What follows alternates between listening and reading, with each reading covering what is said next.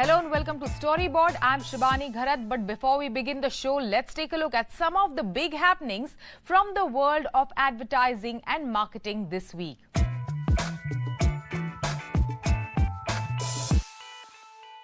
Taking the first step towards solving the water crisis, Harpic News 18 Mission Pani was launched this week.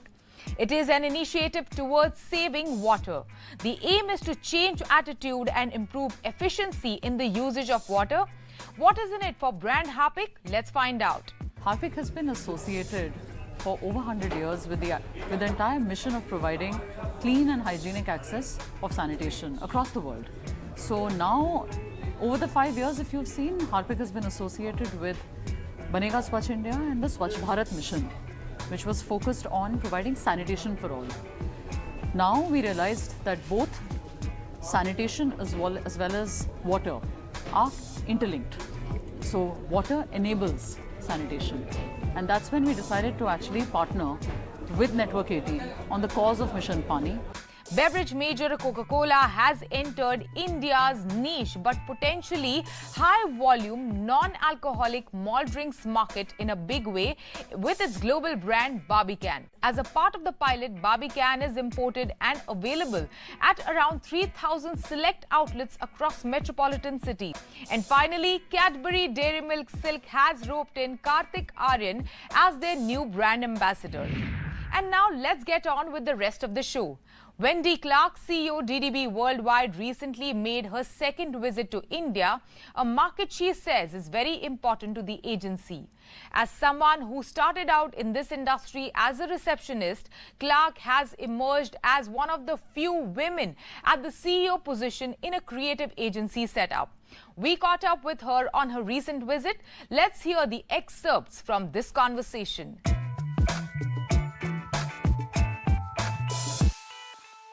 Today on Storyboard, we have a very special guest with us who's visiting India. We have Wendy Clark, CEO DDB Worldwide with us today. Wendy, welcome to Storyboard. Thank you. You know, the forecast for economic growth world over looks rather gloomy this year. How is your agency coping up with this news? Yeah, so, I think as we think about economic forecasts around the world, both in India and other markets, our clients are looking for ways to create new sources of growth. They want to partner with us. They need our services and our capabilities. We feel that that's actually good for business as people are seeking those new sources of growth. And we want to be a part of them creating those strategies and creating the work that will engage consumers that will create those results. So we're very focused on helping our clients achieve that. Again, as a 70-year-old agency, this isn't the first time that we've been operating during times of, economic forecasts that look either good, bad, or in the middle. That's just part of the longevity of our agency. What we do again and again is, come to clients with great business solutions for that growth based on the fact that we believe creativity is the most powerful force in business. And we go to market in a way that understands and knows the consumers they're trying to attract to their brand and create results. We've got to stay very focused on that. In one of your speeches, you mentioned how one of the key differences in language right now is that agencies get caught up in being in the creative business and selling creative services when clients are using the word growth. So tell us, how can a creative person speak the language of growth? We know that creativity is the most powerful force in business, so it's simply about marrying those two thoughts, that if you use this incredible, powerful lever called creativity, you will achieve the growth that you want for your company and for your brand. And so it's really about matching that language and helping understand that we are actually speaking about the same thing, but then giving the on and off ramps to how that works. So I think the most important thing we can do as an agency is really be part of our client's business, be part of their lexicon, understand their business so deeply that we can interpret it and then show how creativity can help move that business. So you left the agency side to be on the client side for quite some time. What was the biggest difference that you felt, especially after returning to the agency side of the business? Probably the most pronounced difference that I felt personally is this notion of resilience. Because as a client, I had much more control of the variables and outcomes and could kind of structure things where, as a client, I didn't necessarily lose as much. And as an agency, by definition, we're in the marketplace constantly pitching for new business and new projects and opportunities. If an agency is winning anywhere from 30 to 40% of its pitches, it's doing very well. That would be a high-performing agency by anyone's standards, which then by definition means that we're losing probably 60 to 70% of the time. So I had to get very comfortable with the idea of losing versus winning, and that still was actually winning. And so I would say personally, my resilience has improved and increased tremendously in this role, and that's probably a good thing. I think we all should know how to be resilient and how to bounce back. And how to lead through that, particularly as a leader. I think when people are watching you and looking for your resilience, how you respond and how you lead through it is important. Wendy Clark, you set foot in an agency not as a junior copywriter or as an account executive or a business development person, but as a receptionist. And over the years, you have grown in rank, and you have now become the CEO of DDB Worldwide.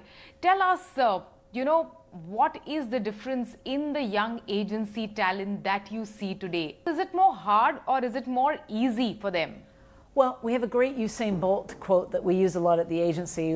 When he was asked, he'd run some distance, and the fastest man in the world, and the guy said, well, what do you have to do that? And he said, it's not complicated, it's just hard. We reflect on that for our business. Our business isn't necessarily complicated, but it is hard. It is hard to do the same things that we need to do with, again, infinite connection and consumer engagement points, infinite different ways and capabilities, technologies that are available to us to do that. I mean, it feels like the canvas is broader and the toolkit is deeper than it's ever been before. But you can either see that as a challenge or you see that as incredibly exciting. And I do think the millennial generation, Gen Z behind them, find that incredibly exciting, number one, and quite frankly, natural. They've grown up in that. So someone my age might reflect on it as different. They don't know any different. That's just the canvas, the technology, the tools they've always had. So I think it feels quite organic and natural for most of our agency. Our agency is 2/3 millennial or younger. So a very young workforce that are very comfortable and confident in new ways of working. So if I were to ask you to give a tip to, let's say, a younger talent within your own agency about this business and, from the learnings that you've had, what would that tip be? The best advice, I get asked a lot, and the best advice I give people is to never be above doing anything. I think you can miss a lot of opportunity by thinking work is beneath you or something you won't learn from. And obviously, after completing university and becoming a receptionist, that wasn't really my goal, obviously. But there was a recession at the time in the US. The jobs for a management trainee weren't available. And I had to get my foot in the door. And I think if I'd had a mindset of, well, I've trained harder than being a receptionist, I shouldn't be a receptionist, I wouldn't have got my foot in the door. And I knew if I could get my foot in the door, I'd get an opportunity to prove myself. I knew that could happen. And so I think you've got to have that willingness to try, to persevere, to not think that you're better than any work, to put your sleeves up, to do the hard work. And I think your success can come. Wendy, tell us, what do you think of the gender disparity within the agency business, or rather the advertising industry today? You are the CEO of DDB Worldwide, but do you still think there are very less women in the top spot, and it is still that old boys business?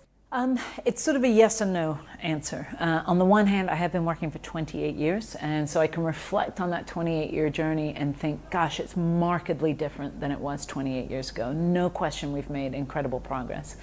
And then I can focus present day and say, have we done enough? Do I really feel like that we've achieved true equality in our workforce and all the way up and down all the levels of our business? And I don't think that we have. And so we've got more work to do.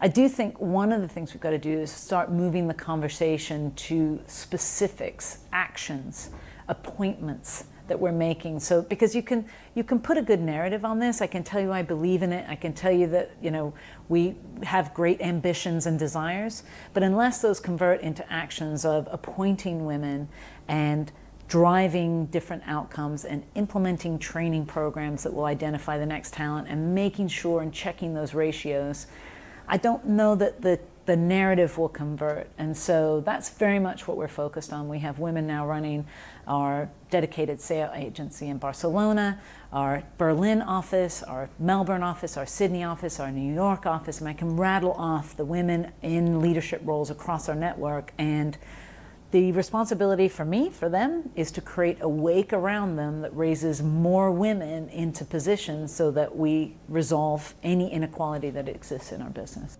Well, thank you so much. Thanks for speaking to us. Thank you. It was good to see you. Welcome back. You're watching Storyboard. Change of address is something that most of us have experienced in our lives. At a micro level, when we change our address, things change in the world within us too. Pata badalta hai to bahut kuch badalta hai. That's what Magic Bricks is telling people through its new campaign, which features actors Ayushmann Khurrana and Kriti Sanon. Storyboard's Ankita Saxena takes you on location of this campaign shoot to find out more.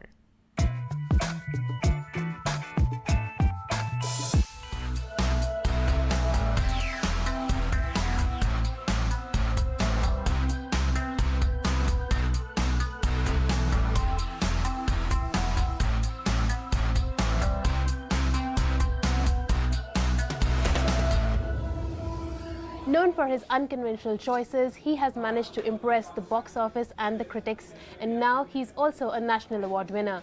And today, he is present at this campaign shoot with his Bareli Ki Barfi co-star. Yes, I'm talking about Ayushmann Khurrana and Kriti Sanon. Ayush, Kriti, welcome to CNBC TV18. Thank you so much. So you both have done a film together, Bareli Ki Barfi. How is it coming together for a brand endorsement, and why did you choose to endorse Magic Bricks? It's been fun. I think, you know, I mean, this is, the TV ads, the concepts are such that it requires you to be very comfortable with each other. It's a story of a couple. And so, yeah, it's fun. And it's fun to hear his PJs and one-liners in the middle. It is a lot of fun working with Kriti, and Bareli Ki Barfi was a lot of fun. Yeah. And apart from that, I think it's the basic aspiration of every Indian, you know, to have a home.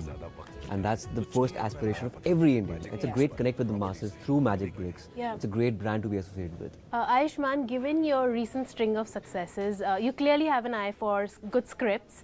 So when a brand comes to you, you know, do you look at the creative? Do you really get involved with the script? How involved are you in the creative process of a campaign? To begin with, it has to be a credible brand, and Magic Bricks is a very credible brand.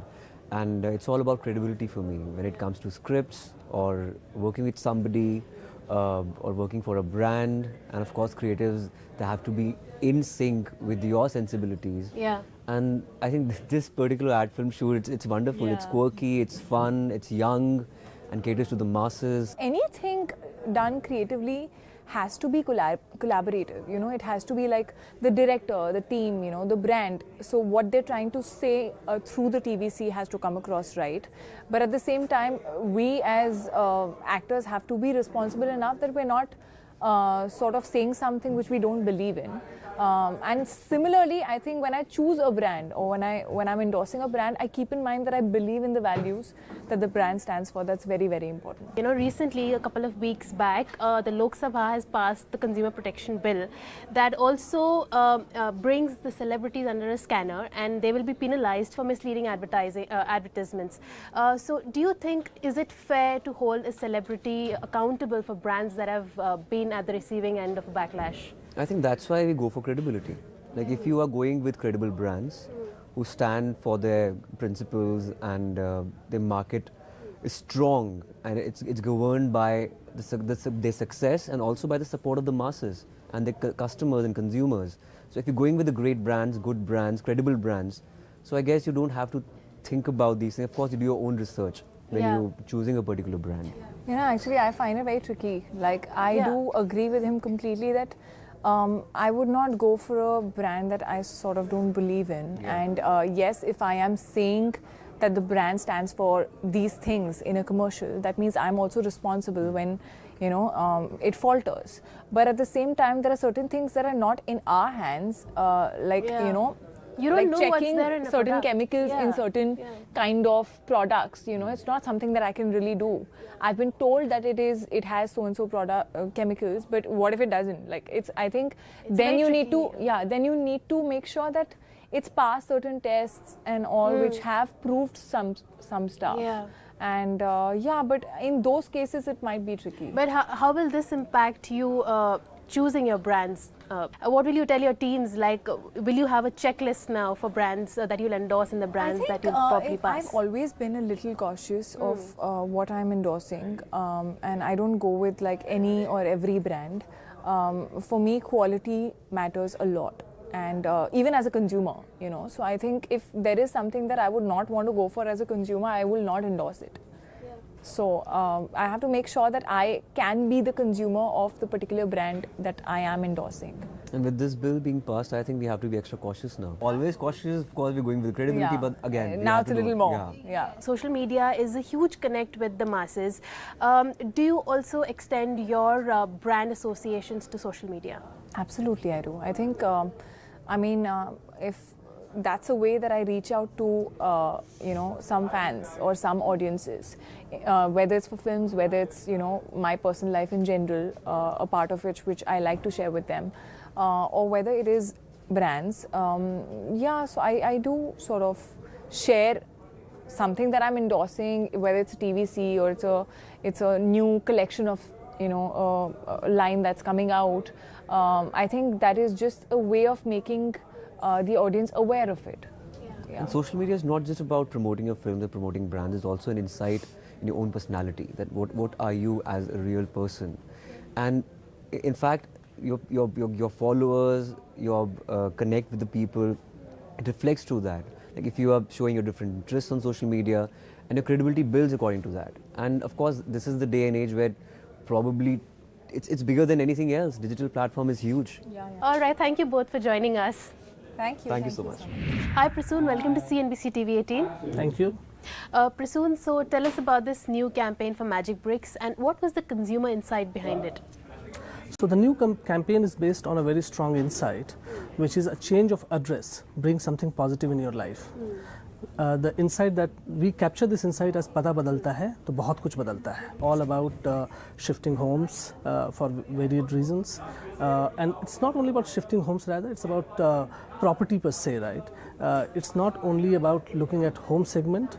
It's also if you look at commercial segment where location is of primary importance. So a change of location can bring in positive, you know, aspect of your business. You know, or it can help business grow. For the past few years, because of demonetization, there was RERA, GST, real estate market has seen a slump. And, you know, now with the liquidity crunch, the market is not really picking up. So in a situation, in a challenging market situation like this, how will you convince the home buyer? Well, so yes, you're right. Real estate as a category has gone through many challenges over past 2-3 years. But at the same point of time, the good thing is all those things are behind us now, and all these changes, all these policy interventions and everything else that has happened has like the kind of policy probably. That's right. And coming of RERA and a lot of other measures that were taken have reassured consumers to a larger extent, and a lot of concerns that consumers had related to how property market was behaving did get addressed over these 2-3 years. So we do see and we do believe that the time is right for now for consumers to come back and start investing. Also for the fact probably that the repo rate cut will also help pick up sales. Of course, you know, the interest rates are likely to go down, and that's going to benefit consumers. And how will this campaign pan out? Will it be a 360-degree campaign, or will it be a TVC or just digital? How is it going to look?